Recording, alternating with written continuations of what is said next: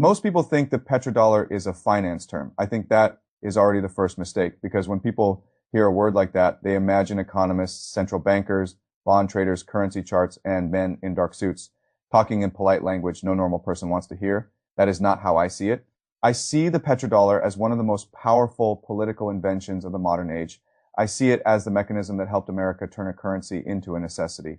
And once you understand that, you stop reading the last 50 years as a random sequence of oil shocks, wars, sanctions, debt explosions, and diplomatic pressure. You start seeing the architecture underneath. That is the story I want to tell, because I do not think the real question is what the petrodollar is. The real question is how the United States managed to persuade, pressure, and position the entire world into needing its paper in order to buy the fuel of industrial civilization. That is a very different question, and it has a very different answer. Let me start with something simple. Oil is not merely one commodity among many. Oil is movement, oil is aviation, oil is shipping, oil is trucking, oil is fertilizers, oil is plastics, oil is military logistics, oil is supply chains. Oil is the hidden force sitting inside the ordinary life people mistake for normal. A grocery shelf does not look like oil. An airport terminal does not look like oil. A farm does not look like oil. A hospital does not look like oil. But if you pull the energy thread, honestly, oil is there, often quietly, often invisibly, doing the work that allows modern society to pretend it is running on convenience instead of extraction. So the first thing to understand is this: if you sit near the pricing, settlement, and financing center of oil, you are not merely near one market, you are near the bloodstream. Now, before we get to how the dollar attached itself to that bloodstream, we have to go back to the period when the dollar did not need oil in quite the same way. After the Second World War, the United States stood in a position most powers only dream about. Much of the world was damaged. America was not. It had industrial strength, huge economic scale, credibility, gold reserves, and the political leverage to help design the post-war order. That was the environment in which Bretton Woods was born. The dollar became the center of the system, and the dollar was tied to gold. That detail matters because gold was not just a metal in a vault. Gold was discipline. Gold was the part of the arrangement that told the world there was still some visible restraint on the issuer of the reserve currency. Then came 1971. Nixon broke the dollar S link to gold. A lot of people treat that like a technical adjustment. I do not. I think it was one of the great strategic danger points in the entire American century. Because the moment the dollar was no longer exchangeable for gold, the natural question became obvious. Why should the world keep treating this currency as special? Not strong, special. There's a difference. A strong currency can be admired. A special currency is required, and if you are the United States, admired is good, but required is much better. So when I look at the next chapter, I do not see a random historical sequence. I see a search for a new anchor. Gold was gone. Something else had to do the disciplining work that gold used to do. Something else had to make the world keep coming back. That something was oil. Then the 1973 oil crisis made the strategic importance of oil impossible for anyone to ignore. Supply disruption hit the West. Prices exploded, inflation spread. Shortages created fear. And in that environment, America reached a deal with Saudi Arabia, the central player in global oil production. The essence of the arrangement was simple. Saudi Arabia would price its oil in dollars. America would provide protection and support. And once the largest producer in the room accepted that structure, others had very strong reasons to live inside it too. That is the point where many explanations stop. They say, there you go, oil was sold in dollars, so the petrodollar was born. Technically, yes, but that explanation is too thin for me. The deeper point is that America found a way to replace an old monetary anchor with a new demand machine under the gold system.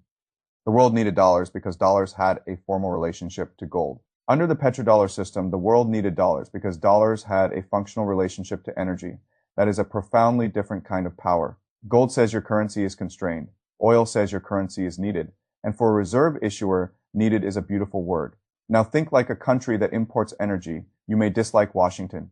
You may distrust American foreign policy. You may resent American influence. None of that changes the fact that if the fuel running your economy is settled in dollars, you need dollar reserves, dollar access, dollar liquidity, and a financial system able to absorb that dependence without breaking. So the petrodollar did not merely support the dollar. It manufactured structural demand for the dollar. And once that demand became permanent, the benefits multiplied. A world that must hold dollars helps keep the dollar strong. A world that saves in dollars helps finance American deficits. A world that recycles oil revenues back into American assets helps deepen American financial markets. A world that settles major transactions through dollar plumbing gives Washington enormous visibility and leverage. This is where I think many people still fail to see the full picture, They imagine the petrodollar as a pricing convention. I think that is far too polite. It was an ecosystem. First, countries needed dollars to buy oil. Second, oil producers received dollars. Third, those producers often invested those dollars into U.S. Treasury bonds, American companies, real estate, and broader dollar assets. Fourth, that recycled flow reinforced the financial center that had created the demand in the first place. That is not just trade. That is a loop, a very elegant one, and elegant loops are hard to break because every participant is responding to incentives that feel rational at the local level, even when the system as a whole produces dependency. This is why I say the petrodollar is one of the great control systems of modern power, not because somebody in a secret room controls every event. I do not believe serious power works that way. I believe serious power works through systems that reward certain choices so consistently that the world begins to call those choices natural. That is the real trick when dependence becomes normal. The architecture disappears from view. Now, if you are the United States, what does such a system buy you? It buys you cheaper borrowing than most countries can dream of. It buys you wider tolerance for deficits. It buys you deeper capital markets because so much of the world is funneling savings toward your financial center. It buys you sanctions power because the plumbing matters as much as the transaction.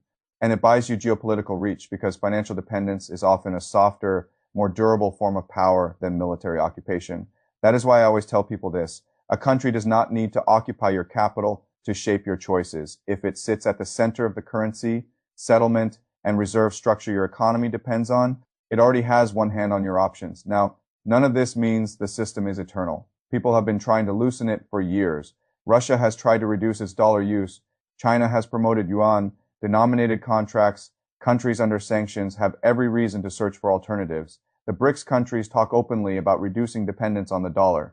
And I take all of that seriously, but I also think many critics underestimate how sticky a mature system becomes once enough contracts, hedging practices, legal frameworks, insurers, banks, reserve managers, traders, and state institutions have built themselves around it. It is easy to declare rebellion. It is much harder to rebuild the pipes. That is why I never confuse frustration with replacement. The world may want alternatives. That does not mean the world can adopt them cleanly. If you suddenly move oil trade into another currency, you are not merely swapping units of account. You are disturbing liquidity. You are disturbing contracts. You are disturbing settlement habits. You are disturbing legal expectations. You are disturbing insurance structures. You are disturbing the very depth that allows large transactions to happen without panic. That is why countries hostile to the United States still often use the dollar when it is convenient and only reduce its use selectively when politics forces them to. They do not live outside the system. They manage their exposure to it. There is a difference, and that difference tells you how strong the architecture still is. I sometimes explain it this way. The petrodollar was not magic. It was leverage built on necessity. America did not make oil important. Industrial civilization did that. America did not invent the world. A nation for energy. Modern life did that. What America did do very successfully was place its currency close enough to that need that every barrel helped reinforce American monetary centrality. That is a strategic achievement. You may admire it. You may resent it, but you should at least understand it because people who do not understand it tend to say foolish things. They say America is powerful because it has the biggest military. That is only part of the answer. They say America is powerful because people trust it. Also only part of the answer. The fuller answer is that America managed to embed itself inside the daily operating requirements of the global economy. That kind of power is quieter, and quiet power usually lasts longer than loud power. Now, let me say something that matters to investors, citizens, and anybody who wants to think clearly. Whenever a system becomes this central, people eventually start assuming it is natural law. It is not. It is history made durable, and anything made by history can be changed by history slowly, unevenly, and with tremendous friction, yes, but not impossibly. That is why the future question matters. Can the petrodollar weaken? Of course it can. Can parts of the world trade more in yuan, euros, local currencies, or some future mechanism not yet fully visible? Of course they can. But the real test is not whether somebody can announce an alternative. The real test is whether that alternative can match the combination of liquidity, scale, habit, legal depth, and global acceptance that made the dollar system so resilient in the first place. That is the mountain, not slogans, not conferences, not resentment. Infrastructure. And until that rival infrastructure is real, broad, deep, and trusted under stress, the dollar remains much harder to dislodge than many angry governments would like to admit. So when I look back at the petrodollar, I do not just see an oil arrangement. I see the moment America found a way to turn the world's energy dependence into recurring demand for its currency. I see the moment paper recovered its throne after gold stopped protecting it. I see the moment a reserve currency stopped being merely prestigious and became operationally unavoidable. And I see why so many countries spend years criticizing the system while continuing to feed it. That is not hypocrisy. That is structure. And structure is what serious people should always study first. Because once you understand the structure, the headlines become easier to interpret, the moral speeches become easier to discount, and the difference between symbolic defiance and real power becomes much easier to see. That is why I say this as plainly as I can. If you do not understand the petrodollar, you do not understand how the modern world was wired. And if you do not understand how the world was wired, you will keep mistaking the lights for the electricity.